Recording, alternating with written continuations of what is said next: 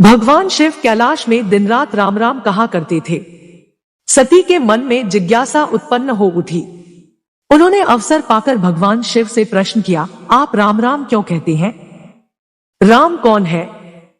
भगवान शिव ने उत्तर दिया, राम आदि पुरुष है, स्वयंभू है, मेरे आराध्य है, सगुण भी है, निर्गुण भी है, किंतु सती के कंठ के नीचे बात उतरी नहीं। फिर एक दिन भगवान शिव और सती माता पृथ्वी पर भ्रमण करते हुए महर्षि अगस्त्य के आश्रम में गए और उनके मुख से राम कथा सुनकर आत्मविभोर हो उठे। कुछ दिन वहां रहने के बाद भगवान शिव और सती माता वापस कैलाश की ओर चल पड़े। कैलाश की ओर जाते हुए भगवान शिव विचार कर रहे थे कि किस प्रकार प्रभु श्री राम के दर्शन किए जाएं। तभी दंडकवन से गुजरते हुए उनकी दृष्टि श्री राम और लक्ष्मण पर पड़ी। रावण माता सीता का हरण कर ले गया था। श्री राम और लक्ष्मण सीता जी की खोज में भटक रहे थे। भगवान शिव उनके दर्शन कर भाव विभोर हो गए। उचित समय न जानकर उन्होंने उन्हें अपने असली रूप से साक्षात्कार नहीं करवाया। माता सती के मन में श्री राम के प्रति संदेह तो था ही। उन्होंने सोचा, अगर यह सच में भगवान श्री हरि विष्णु का ही रूप है तो अपनी पत्नी की खोज में दर दर क्यों भटक रहे हैं। इस बात की परख के लिए माता सती ने माता सीता का रूप धारण कर लिया और श्री राम के समीप चली गई। श्री राम ने उन्हें प्रणाम किया और बोले, माता आप वन में अकेले? भगवान शिव कहाँ हैं?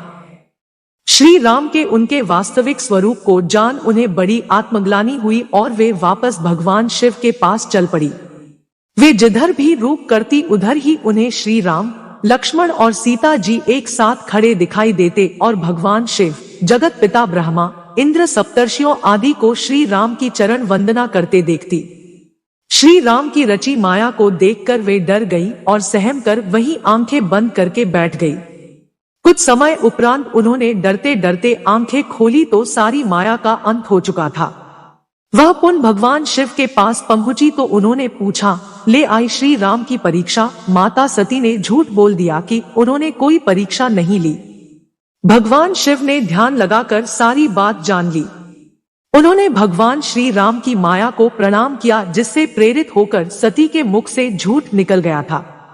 सती ने सीता जी का वेश धारण किया। यह जानकर शिवजी के मन में विषाद उत्पन्न हो गया। उन्होंने सोचा कि यदि अब वे सती से प्रेम करते हैं तो यह धर्म विरुद्ध होगा, क्योंकि सीता जी को वे माता के समान मानते थे, परंतु वे सती से बहुत प्रेम करते थे, इसलिए उन्हें त्याग भी नहीं सकते थे। तब उन्होंने मन ही मन प्रतिज्ञा की कि अब पति पत्नी के रूप में उनका और सती का मिलन नहीं हो सकता। परंतु इस बारे में उन्होंने सती से प्रत्यक्ष में कुछ नहीं कहा। तत्पश्चात वे कैलाश लौट आए और उन्हीं दिनों सती के पिता कंथल में बहुत बड़ा यज्ञ कर रहे थे। उन्होंने यज्ञ में सभी देवताओं और मुनियों को आमंत्रित किया था, किंतु शिव जी को आमंत्रित नहीं किया था, क्योंकि उनके मन में शिव जी के प्रति ईर्ष्या थी। सती को जब यह ज्ञात हुआ कि उसके पिता ने बहुत बड़े यज्ञ की रचना की है तो वे शिव जी के बहुत मना करने पर भी पिता के घर चली गई। वहां उन्हें कोई आदर सम्मान नहीं मिला। तब उन्होंने सोचा, भगवान ठीक ही कह रहे थे, बिना बुलाए पिता के घर भी नहीं जाना चाहिए। पर अब क्या हो सकता है? अब तो आ ही गई हूं। पिता के कटु और अपमानजनक शब्द सुनकर भी सती मौन रही। वे उस यज्ञमंडल में गई जहां सभी देवता और शिमुनि बैठे थे। वहां सती ने यज्ञ मंडप में सभी देवताओं के तो भाग देखे, किंतु भगवान शिव का भाग नहीं देखा। वे भगवान शिव का भाग न देखकर अपने पिता से बोली, पितृश्रेष्ठ, यज्ञ में तो सबके भाग दिखाई पड़ रहे हैं, किंतु कैलाशपति का भाग नहीं है। आपने उनका भाग क्यों नहीं दिया? दक्ष ने गर्व से उत्तर दिया, मैं तुम्हारे पति कैलाशपति को देवता नहीं समझता। वह तो भूतों का स्वामी, नग्न रहने वाला और हड्डियों की माला धारण करने वाला है। वह देवताओं की पंक्ति में बैठने योग्य नहीं है। उसे कौन भाग देगा? सती के नेत्र लाल हो उठे। उनकी भौहें कुटिल हो गई। उनका मुखमंडल प्रलय के सूर्य की भांति तेजोदीप्त हो उठा और वे यज्ञ के कुंड में कूद गईं। इस प्रकार भगवान शिव माता सती से दूर हो गए।